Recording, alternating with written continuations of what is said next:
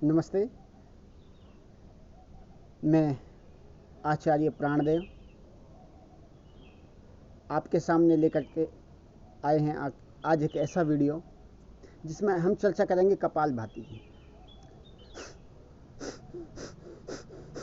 अक्सर आपने देखा होगा टीवी के ऊपर विभिन्न प्रकार के साधु संत योग ऋषि स्वामी रामदेव जी महाराज को भी कपालभाति करते हुए, और विभिन्न प्रकार के यूट्यूब चैनल पर आप इस कपालभाति के बारे में देख रहे होंगे, समझने की कोशिश कर रहे होंगे। कपालभाति से आपने ये भी सुना होगा कि इससे पेट की सभी प्रकार की बीमारियां ठीक हो जाती हैं। आखिर इन बातों में क्या सच्चाई है? क्या वास्तव में कपालभाति करने से पेट की सारी बीमारी ठीक हो सकती हैं? यदि हो सकती हैं तो आज भी पूरी दुनिया में पेट के इतने रोगी क्यों हैं? क्या वास्तव में कपालभाति करने से पेट की सारी बीमारी ठीक होती है? इन सब बातों के ऊपर आज हम प्रकाश डालेंगे विधिपूर्वक। सारी बीमारी पेट के अंदर ही तो है। कपालभाति कैसे किया जाए, बीमारी को कैसे खत्म किया जाए, ये सब बातें आज आपको मिलने वाली हैं इस वीडियो में। तो इसलिए बने रहिए हमारे साथ। अगले 10 मिनट तक हम चर्चा करने वाले हैं कपालभाति के बारे में।